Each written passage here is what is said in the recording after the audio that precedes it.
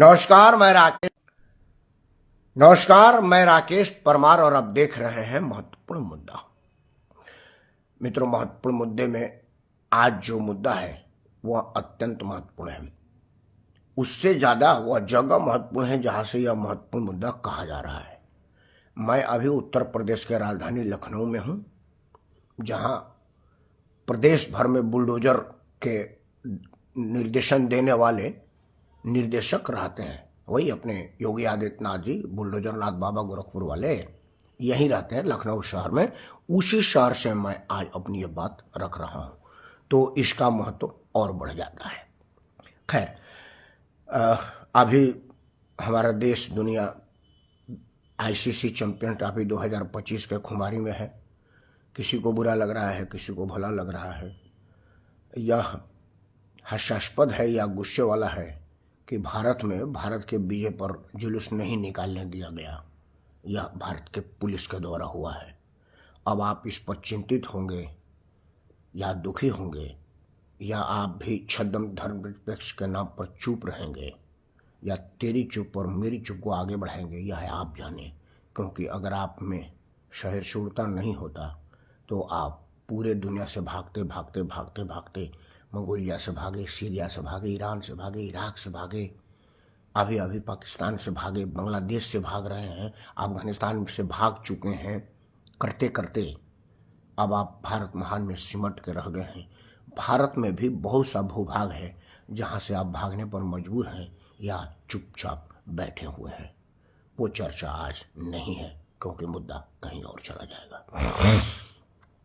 मित्रों, मुद्दा है आज विपक्ष का एक नया खेल। अब पूरे विपक्ष में कोई ईवीएम पर दोषारोपण नहीं कर रहा है, क्योंकि लोग ये हंसने लग रहे हैं।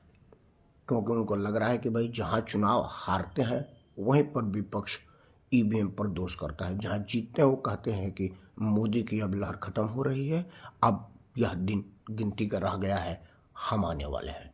लेकिन जहां जहां उनको शिकस्त मिलती है वहां ईवीएम को दोष दे देते हैं।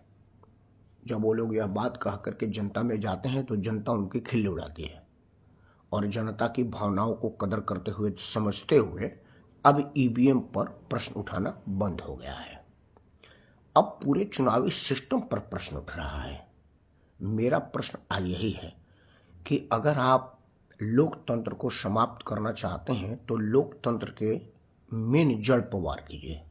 कहते हैं ना, जड़ में मठा डालिएगा वो पेड़ आगे ही नहीं बढ़ पाएगा, सूख जाएगा। तो यह लोकतंत्र के जड़ों को सुखाने के लिए, देश से लोकतंत्र को समाप्त कर देने की यह जो गहरी साजिश हो रही है, दुखद है, निंदनीय है। यह चिंता का विषय आपके सामने रख रहा हूं। और यह देश दुनिया में किसी सड़क छाप राजनीति पर नहीं हुई है, किसी जलसे में नहीं हुआ है, किसी राजनीतिक दल के रैली में नहीं हुआ है। यह लोकतंत्र के सबसे बड़े मंदिर लोकसभा में हुआ है, राज्यसभा में हुआ है। राज्यसभा को उच्च सदन कहा जाता है। राज्यसभा के सम्मानित सदस्यों ने, जिन्हें माननीय कहा गया है, उन माननीयों ने यह अमानवीय कार्य किया है, देश के संविधान पर चोट किया है। नया संगोपा छोड़ा है कि चुनाव पद्धति खराब है, चुनाव आयोग खराब है, और मतगणना छोड़िए, जो मतदाता पहचान पत्र बन रहा है उसमें जो नाम अंकित किया जा रहा वही खराब है। आपको एक चीज बता दूं कि इसके पहले यह खेल कांग्रेस खेला करती थी आसाम में। आसाम में जो भाजपा दोबारा सरकार में आई, उसका वजह यह था कि जो बाहर से, बांग्लादेश से मुसलमान बुला करके भरे गए थे देश में वोट बैंक के खातिर, उन्होंने भारतीय मुसलमानों को इतना ज़्यादा परेशान किया कि भारत का मुसलमान खुल करके भाजपा को वोट दिया। आज इसीलिए मुस्लिम बहुल आसाम में भाजपा दोबारा सत्ता में आई हुई है। तो यह खेल पहले से चल रहा है।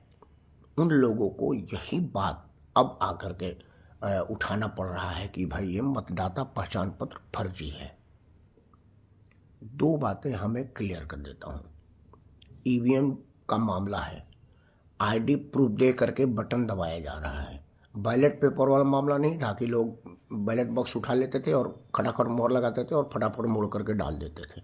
वह चीज़ अब नहीं रही है। अब आप आईडी प्रूफ वैलिड लेके आएंगे और बटन दबाएंगे और वो अंकित होगा कि कितना वोट कहाँ पर पड़ा हुआ है।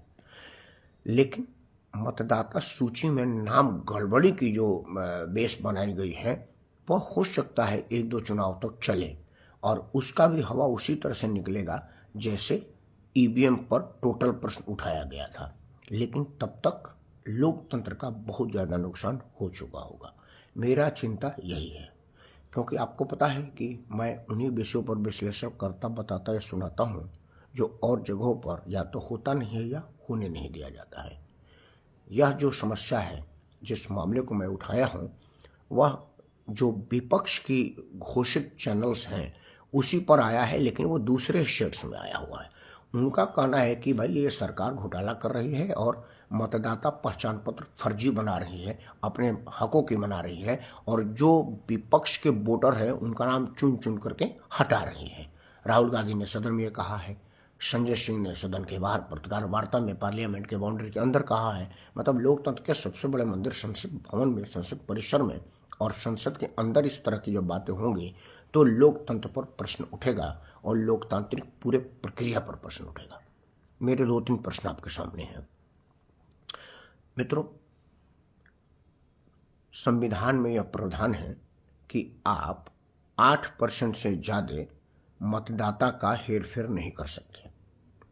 मतलब अगर कोई मतदाता रिव्यू होता है, क्योंकि यह एक सतत चलने वाली प्रक्रिया है, क्योंकि कुछ लोग शहर चेंज करते हैं, कुछ लोग आयु में बढ़ जाते हैं। जैसे मान लीजिए आज कोई लड़का 17 साल का है, वो अगले साल 18 साल का हो जाएगा, तो उसका इंटाइटल है, उसको अधिकार है कि वो मतदाता पहचान पत्र में अपना नाम अंकित करा दे। कोई आदमी अब मान लो 17 साल 11 महीने का हुआ, वो 1 महीना बाद 17 साल 12 महीने का हुआ, तो संविधान में 18 साल होते हुए मतदाता में नाम डालने का उसका नागरिक अधिकार है, तो वो आवेदन करता है। तो यह सतत चलने वाली चीज़ है। मतलब रोज मतदाता में काम होता है और चुनाव के टाइम में यह बल्क में होता है, क्योंकि लोगों को लगता है कि भाई मुझे वोट देना है, तो वहाँ थोड़ी सी उसकी संख्या बढ़ जाती है। लेकिन तब भी चुनाव आयोग ने एक नियम बनाया है कि 8% से ऊपर अगर होगा तो वो 4 चरण में जांच होगा और एक अधिकारी स्तर का आदमी उसको वेरीफाई करेगा कि आखिर ऐसा क्यों हुआ कि 8% से ज़्यादा गिरावट हुई या 8% से ज़्यादा बढ़त हो गई है। जो दिल्ली में जिस पर बवाल और सवाल किया जा रहा है, उसमें कहीं 1.5%, कहीं 2% मतदाता इधर उधर हुए हैं और 1.5%, 2% कोई बड़ी बात नहीं है। लेकिन उसी को लेकर के इतना संगोफा, इतना हंगामा किया जा रहा है जो लोकतंत्र को नुकसान पहुंचा रहा है। और सबसे बड़ी बात है कि जब कोई इल्ज़ाम लगता है तो चुनाव आयोग कहता है कि आइए और हमको प्रूफ कीजिए, वह नाम बताइए जो इधर उधर हुआ है। तो कोई भी राजनीतिक दल नाम नहीं देता है, सिर्फ यह कहता है कि हंगामा हो रहा है।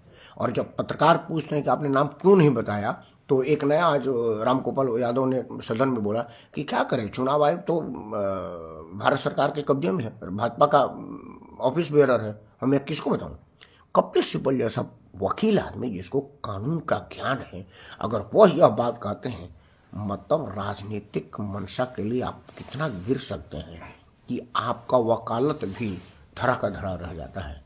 तब लगता है कि क्या कोई गहरी विदेशी साजिश है जिसके तहत सारे लोग प्रभावित हैं, या इन केन प्रकेण किसी भी हाल में भाजपा हटाना है और खुद सत्ता में आने है कि लालसा है, या कोई और बात है। यह आप विचार करें। मैं तो सिर्फ यही कहूँगा कि जिस तरह से ईवीएम की दुहाई किसी काम नहीं आई, उसी तरह से मतदाता पहचान पत्र में हेर फेर का मामला भी कहीं काम नहीं आएगा, क्योंकि ऐसा कुछ हुआ ही नहीं है। विचार आप जरूर करिएगा, मैं तो कर ही रहा हूँ। इन्हीं शब्दों के साथ मैं राकेश कुमार आप सबको सादर प्रणाम करता हूँ। जय हिंद, वंदे मातरम और भारत माता की जय।